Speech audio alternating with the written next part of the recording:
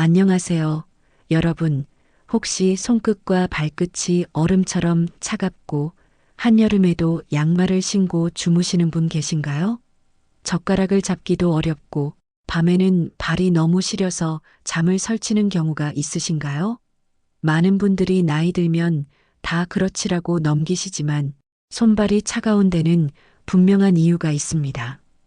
64세 고은정 선생님은 30년간 동네에서 미용실을 운영했습니다. 손으로 사람들의 머리를 감겨주고 마사지하고 정성껏 손질해드리는 일이 평생의 직업이었습니다.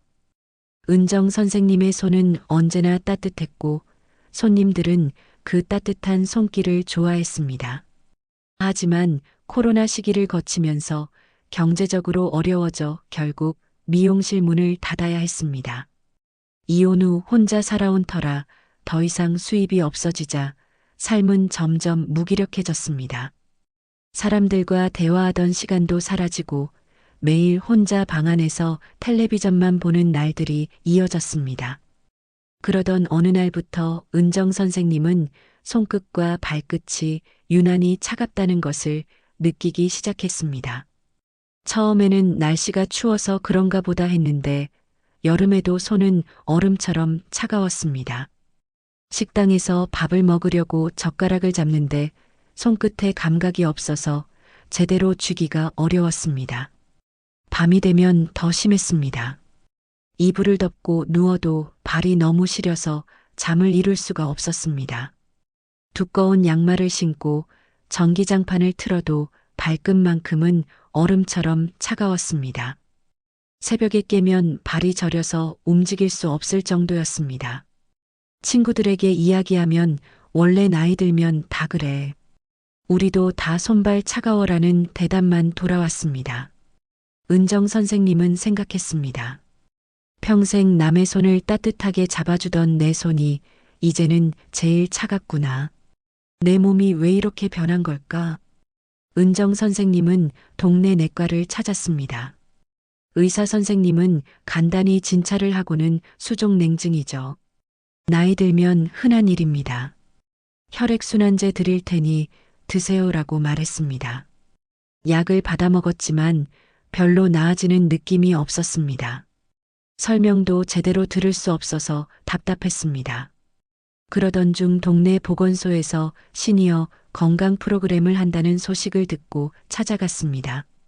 그곳에서 가정의학과 박서현 선생님을 만났습니다. 서현 선생님은 58세로 은정 선생님과 비슷한 세대였습니다. 서현 선생님은 은정 선생님의 양손을 부드럽게 잡았습니다. 차가운 손을 느끼며 천천히 말했습니다. 이건 단순한 냉증이 아닐 수 있어요. 손발이 차가운 데는 크게 세 가지 이유가 있습니다. 하나씩 확인해 볼게요. 첫 번째는 갑상선 기능 저하입니다. 우리 몸의 갑상선은 신진대사를 조절하는 호르몬을 만드는데 이 기능이 떨어지면 몸 전체의 대사가 느려지면서 체온을 유지하는 능력이 약해집니다. 손발이 차가워지는 것은 물론이고 피로감이 심해지고 얼굴이나 손발이 붓고 체중이 늘고 우울한 기분이 계속되는 증상이 함께 나타납니다. 두 번째는 빈혈과 저혈압입니다. 혈액이 부족하거나 혈압이 낮으면 심장에서 나온 혈액이 몸의 중심부는 유지하려고 하지만 손끝 발끝 같은 말단까지는 충분히 도달하지 못합니다. 그래서 손발이 차갑고 자주 어지럽고 숨이 차고 쉽게 피곤해집니다. 세 번째는 스트레스와 교감신경 과각성입니다. 우리 몸은 긴장하거나 스트레스를 받으면 교감신경이 활성화되면서 말단 혈관이 수축합니다. 단기간이라면 문제가 없지만 스트레스가 오래 지속되면 교감신경이 계속 켜져 있는 상태가 되어서 혈관이 늘 좁아져 있게 됩니다. 특히 밤에 더 차가워지는 이유가 이것입니다.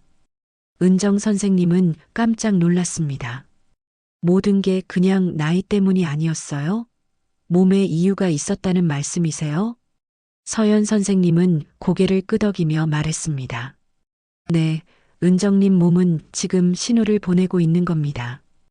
우리가 그 신호를 제대로 이해하면 충분히 나아질 수 있어요. 혹시 여러분도 이런 증상을 겪고 계신가요? 첫째, 손끝과 발끝이 얼음처럼 차갑습니다. 여름에도 손이 차갑고 밤에는 양말을 여러 겹 신어도 발이 따뜻해지지 않습니다. 둘째, 손발의 감각이 둔합니다.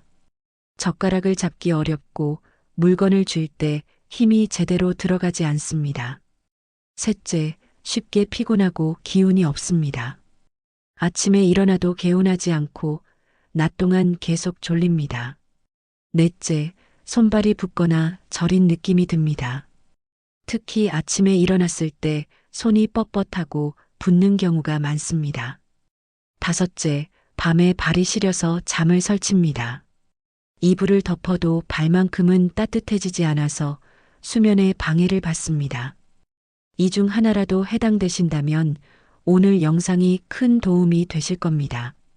끝까지 집중해서 들어주시고 도움이 되셨다면 구독과 좋아요 부탁드립니다. 서연 선생님은 은정 선생님에게 검사를 권했습니다. 갑상선 기능 검사와 혈액 검사를 받았습니다. 일주일 후 결과가 나왔습니다. TSH라는 갑상선 자극 호르몬 수치가 정상보다 높게 나왔습니다. 이것은 갑상선 기능이 저하되고 있다는 신호였습니다. 초기 단계였지만 치료하지 않으면 점점 더 심해질 수 있는 상태였습니다. 서연 선생님은 말했습니다. 고칠 수 있어요. 지금 시작하면 늦지 않았어요. 혈액 검사에서는 빈혈 수치도 나왔습니다. 헤모글로빈이 낮았고 철분 수치도 부족했습니다. 서연 선생님이 물었습니다. 요즘 식사는 어떻게 하세요? 은정 선생님은 대답했습니다. 혼자 먹는 건데 뭐 대충 먹죠? 귀찮아서 라면이나 김치만 먹을 때도 많아요. 서연 선생님은 고개를 끄덕였습니다. 그게 문제입니다. 단백질과 철분이 부족하면 혈액이 제대로 만들어지지 않아요. 혈액이 부족하면 손발까지 영양과 산소가 가지 못하니까 차가워지는 겁니다. 마지막으로 서연 선생님은 은정 선생님의 생활 패턴에 대해 물었습니다. 요즘 스트레스가 많으세요? 은정 선생님은 잠시 침묵했습니다. 사실 인정하고 싶지 않았지만 미용실을 폐업한 이후 경제적 압박과 외로움이 컸습니다.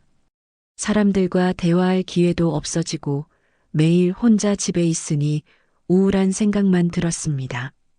서연 선생님은 설명했습니다. 스트레스가 오래 지속되면 우리 몸의 교감신경이 계속 긴장 상태에 있게 됩니다. 교감신경이 활성화되면 말단 혈관이 수축해서 손발로 가는 혈액이 줄어들어요. 그래서 손발이 차갑고 밤에는 더 심해지는 겁니다. 은정 선생님은 그제야 깨달았습니다. 손발이 차가운 것은 단순히 몸의 문제만이 아니라 마음의 문제이기도 했습니다. 평생 사람들의 손을 따뜻하게 잡아주던 자신이 이제는 자신의 손조차 따뜻하게 해줄 수 없는 상황이 되었습니다. 은정 선생님은 과거를 떠올렸습니다. 미용실에서 손님들과 웃으며 이야기하던 시절, 누군가의 머리를 감겨주며 오늘도 고생 많으셨어요 라고 말해주던 순간들. 그때는 자신이 누군가에게 필요한 사람이었습니다. 하지만 지금은 아무도 자신을 필요로 하지 않는 것 같았습니다. 내가 잘못 살아서 몸이 이렇게 된 건가요? 은정 선생님의 목소리가 떨렸습니다. 서연 선생님은 손을 꼭 잡으며 말했습니다. 아니에요. 은정님이 잘못한 게 아니에요. 그동안 너무 힘들었던 거예요. 이제 우리가 함께 은정님을 돌봐드릴게요. 서연 선생님은 은정 선생님을 위한 맞춤 케어 플랜을 만들었습니다. 의학적 처방과 생활 루틴을 함께 병행하는 방법이었습니다. 첫째, 영양 보충입니다. 단백질과 철분, 비타민 B군을 충분히 섭취해야 합니다. 매일 아침 계란 1개와 두부, 점심에는 고기나 생선, 저녁에는 시금치나 브로콜리 같은 녹색 채소를 꼭 드시도록 권했습니다. 철분이 풍부한 음식으로는 소고기, 닭가슴살, 조개류, 검은콩, 건포도가 좋습니다. 둘째, 갑상선 약을 소량 시작했습니다. 이것은 의료 전문가의 처방이 필요한 부분입니다. 은정 선생님처럼 갑상선 기능이 저하된 경우 반드시 의사와 상담하여 적절한 치료를 받아야 합니다. 셋째, 저녁 스트레스 완화 루틴을 만들었습니다. 저녁 7시쯤 가볍게 산책을 하고 8시에는 따뜻한 물에 발을 담그고 9시에는 간단한 스트레칭을 하고 10시에는 잠자리에 드는 규칙적인 패턴을 만들었습니다. 넷째, 손발 순환 루틴입니다. 따뜻한 물과 찬물에 번갈아 손발을 담그는 온열, 요법과 손목 발목을 천천히 돌리는 스트레칭을 매일 10분씩 했습니다. 다섯째, 취침 전 호흡법입니다. 침대에 누워서 코로 4초 들이마시고 2초 멈추고 6초에 걸쳐 천천히 내쉬는 호흡을 10회 반복하면 교감신경이 진정되고 부교감신경이 활성화되어 몸이 이완됩니다. 은정 선생님은 처음에는 이 모든 것이 버거웠습니다. 평생 혼자 먹던 습관을 바꾸고 운동을 시작하고 규칙적인 루틴을 만드는 것이 쉽지 않았습니다. 하지만 서연 선생님의 격려와 함께 조금씩 실천해 나갔습니다. 보건소에서 진행하는 시니어 여성 건강교실에도 참여하게 되었습니다. 처음에는 어색했지만 점점 사람들과 이야기를 나누게 되었습니다. 그곳에서 65세 김말자 선생님을 만났습니다. 말자 선생님도 손발이 늘 얼음같이 차갑다고 했습니다. 나도 밤에 양말 3켤레 신고 자요. 그래도 발이 시려서 잠을 못 자요. 두 사람은 금방 친해졌습니다. 비슷한 고민을 가진 사람을 만나니 마음이 편해졌습니다. 혼자가 아니라는 느낌이 들었습니다. 서연 선생님은 어느 날 은정 선생님에게 이렇게 말했습니다. 은정님, 몸이 차가운 사람은요, 마음이 차가워진 게 아니라 몸이 지친 겁니다. 그동안 너무 혼자서 버티느라 몸이 에너지를 다 써버린 거예요. 이제 다시 채워나가면 돼요. 그 말을 들으며 은정 선생님은 눈물이 났습니다. 오랜만에 누군가 자신을 이해해주는 느낌이었습니다. 2주가 지나자 작은 변화가 느껴졌습니다. 아침에 일어났을 때 손끝이 완전히 얼음 같지는 않았습니다. 내가 다시 따뜻해질 수 있구나. 손발이 차가운 증상을 개선하는데 도움이 되는 음식들이 있습니다. 첫째, 철분이 풍부한 음식입니다. 소고기, 닭가슴살, 돼지고기 같은 붉은 살코기에는 흡수율이 높은 햄철분이 많이 들어 있습니다. 조개류, 굴, 홍합도 철분이 풍부하고 검은콩, 렌틸콩 같은 콩류도 좋습니다. 건포도, 대추, 살구 같은 말린 과일에도 철분이 많습니다. 둘째, 단백질이 풍부한 음식입니다. 계란, 두부, 생선, 닭고기는 몸의 대사를 높이고 체온을 유지하는 데 필수적입니다. 특히 아침 식사에 단백질을 충분히 드시면 하루 종일 체온이 안정적으로 유지됩니다. 셋째, 비타민 B군이 풍부한 음식입니다. 현미, 귀리, 퀴노아 같은 통곡물과 시금치, 브로콜리, 아보카도에는 비타민 B가 많아서 신경계를 안정시키고 에너지 대사를 돕습니다. 넷째, 따뜻한 성질의 음식입니다. 생강차, 대추차, 계피차는 몸을 따뜻하게 하는데 도움이 됩니다. 호두, 잣 같은 견과류도 체온을 올리는 데 좋습니다. 다섯째, 오메가3가 풍부한 음식입니다. 고등어, 꽁치, 연어 같은 등푸른 생선에는 오메가3, 지방산이 많아서 혈액순환을 개선하고 혈관 건강을 돕습니다. 운동도 매우 중요합니다. 첫째, 손목 발목 돌리기입니다. 앉아서 손목을 시계 방향으로 10회, 반시계 방향으로 10회 천천히 돌립니다. 발목도 마찬가지로 돌려주면 말단 혈액순환이 개선됩니다. 둘째, 종아리 펌핑 운동입니다. 의자에 앉아서 발 뒤꿈치를 들었다 내렸다 하는 동작을 20회 반복합니다. 종아리는 제2의 심장이라고 불릴 만큼 혈액을 심장으로 되돌려 보내는 펌프 역할을 하므로 이 운동이 매우 효과적입니다. 셋째, 가벼운 아령 운동입니다. 1kg 정도의 가벼운 아령을 들고 팔을 위아래로 움직이면 상체 혈액순환이 좋아집니다. 넷째, 온열요법입니다. 따뜻한 물 40도와 찬물 20도를 번갈아 손발에 담그면 혈관이 수축과 이완을 반복하면서 순환이 개선됩니다.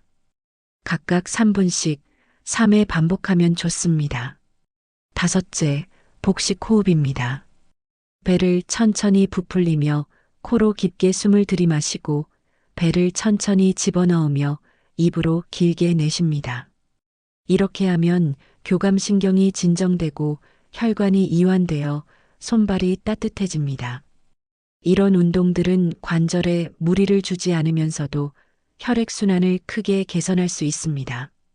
단 개인의 건강 상태에 따라 차이가 있을 수 있으니 처음 시작할 때는 의료 전문가와 상담하시는 것이 좋습니다. 은정 선생님은 서연 선생님의 조언대로 한 달 동안 꾸준히 실천했습니다. 식사도 챙겨 먹고 운동도 하고 사람들도 만났습니다. 손발이 조금씩 따뜻해지는 것을 느꼈습니다. 하지만 어느 추운 겨울날 갑자기 손발이 다시 꽁꽁 얼듯이 아파왔습니다. 밤에 이불을 덮어도 발이 너무 시려서 잠을 잘 수 없었습니다. 불안감이 다시 밀려왔습니다. 역시 나는 안 되는구나.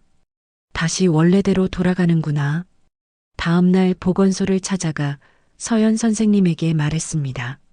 서연 선생님은 은정 선생님의 손을 잡고 천천히 물었습니다. 요즘 무슨 일 있으셨어요? 은정 선생님은 한참을 망설이다가 털어놓았습니다. 미용실을 폐업할 때 생긴 빚이 아직 남아 있었습니다. 매달 조금씩 갚고 있었지만 부담이 컸습니다. 친구들과도 연락이 뜸해졌고 자녀들에게는 짐이 되고 싶지 않아서 아무 말도 하지 못했습니다. 10년 넘게 이런 외로움과 경제적 압박 속에서 살아왔습니다. 서연 선생님은 고개를 끄덕이며 설명했습니다. 은정님, 스트레스가 오래 쌓이면 자율신경계가 고장이 납니다. 교감신경이 24시간 오행 상태가 되는 거예요. 그러면 말단 혈관이 계속 수축되어 있어서 손발로 혈액이 가지 못합니다. 몸이 차가운 것은 단순히 날씨 때문이 아니라 마음이 너무 오랫동안 긴장 상태에 있었기 때문입니다. 은정 선생님은 눈물을 흘렸습니다. 몸이 차가운 게 사실은 마음 때문이기도 했네요. 저는 그동안 혼자 너무 오래 버텨온 것 같아요. 말자 선생님도 자신의 이야기를 꺼냈습니다. 남편이 오랫동안 투병하다가 세상을 떠났고 그 과정에서 자신도 손발이 얼음처럼 차가워졌다고 했습니다. 나도 똑같았어요. 남편 간병하느라 내 몸은 돌보지 못했죠. 손발이 차가운 건 내가 약해서가 아니라 너무 오래 혼자 견뎌서였어요. 두 사람은 서로의 손을 맞잡았습니다. 차가웠던 손이 조금씩 따뜻해지는 것을 느꼈습니다. 우리 같이 따뜻해지자. 말자 선생님의 말에 은정 선생님은 고개를 끄덕였습니다. 그날 이후 은정 선생님은 더 적극적으로 루틴을 실천했습니다. 일반적으로 이런 생활 습관을 바꾸고 2주에서 3주가 지나면 몸이 새로운 패턴에 적응하기 시작합니다. 대부분의 경우 한 달에서 2달 정도 지나면 손발의 온도가 조금씩 올라가는 것을 느낄 수 있습니다. 물론 개인차가 있어서 어떤 분은 더 빠르게, 어떤 분은 좀 더 천천히 변화를 경험합니다. 은정 선생님도 6주가 지나자 확실한 변화를 느꼈습니다. 어느 날 아침 잠에서 깨어 손을 펴보았을 때 손끝이 스스로 온기를 품고 있었습니다. 내 체온을 되찾고 있어요. 은정 선생님은 조용히 눈물을 흘렸습니다. 석 달이 지나자 은정 선생님의 생활은 완전히 달라졌습니다. 매일 아침 7시에 일어나 가볍게 산책을 하고 단백질과 채소가 든 아침 식사를 챙겨 먹었습니다. 보건소 건강교실에도 꾸준히 참여했고 말자 선생님과 함께 도서관 봉사활동도 시작했습니다. 저녁에는 따뜻한 물에 발을 담그고 손목 발목을 천천히 돌리는 스트레칭을 했습니다. 갑상선 약도 꾸준히 복용하면서 정기적으로 검사를 받았습니다. 수치가 조금씩 개선되었습니다. 손발의 온도도 안정적으로 유지되었습니다. 어느 날 서연 선생님이 제안했습니다. 은정님, 이제 은정님의 경험을 다른 분들과 나눠보시는 게 어떨까요? 보건소에 새로 오시는 분들 중에 손발이 차가워서 고민하시는 분들이 정말 많거든요.